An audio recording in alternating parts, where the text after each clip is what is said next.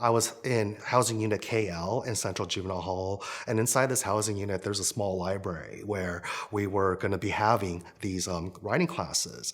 So I remember being let out of my room, being escorted to this library, entering this library, and seeing a young, relatively young white man, where he seemed to be even more intimidated by us, three of us who were going to be his first students, than we were of him, right? And I could see that he was very, very nervous and anxious.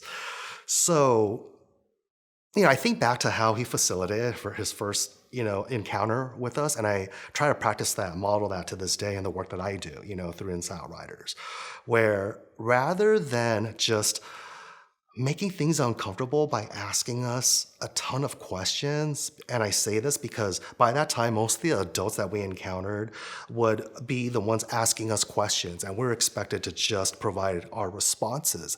And more or less, it kind of felt like an interrogation throughout every type of interaction we had with the adults in these facilities. But with him, he was like, hey, all right, before I even ask you all anything, I just want to introduce myself. My name is Mark Salzman, and he just went into his background, where he grew up in Connecticut, where he had gone to university, how he had spent time abroad living in China, studying to be a kung fu master, etc.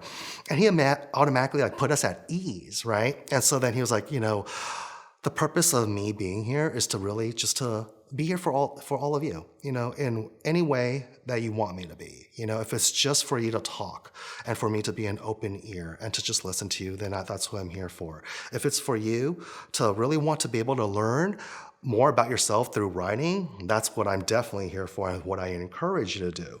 And so he was like, so let's just test out the waters, is there anything that you might want to be able to write, about during this first class together, this first session together?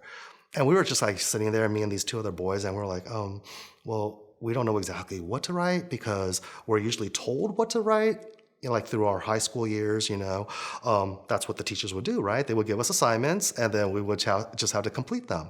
So we were kind of like sitting there awkwardly in silence looking at each other, and he's like, okay, what about this? Let me make it easy.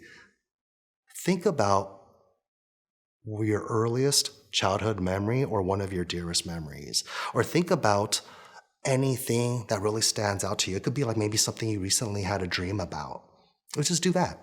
Just to get your creative juices flowing so you can have a better idea of, what this is going to look like. And, with this process, right? And so we're like, okay.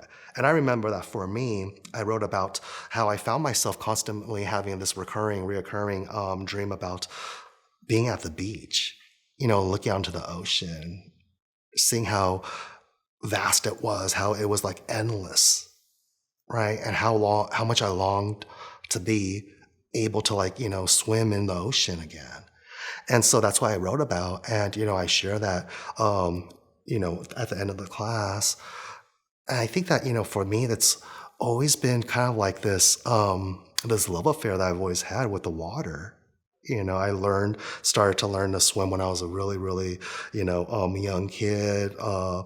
Was always in the pool or in the ocean when we're going to the beaches. So I've always been just like, intrigued by water. And I loved, just floating in water. So yeah, that was my first time writing anything. And as time progressed, and we spent more time with Mark, of course, our writings got deeper and deeper, and we would become more comfortable just sharing certain traumatic experiences that we once had to be able to like raise them to the surface, because I think that's part of what healing is, right? When it comes to like any type of healing or recovery for any type of problem solving, we have to first like acknowledge that there is in fact a problem. I think that really is, the case of, those who are incarcerated. There's trauma more often than not that exists that quite often has been suppressed.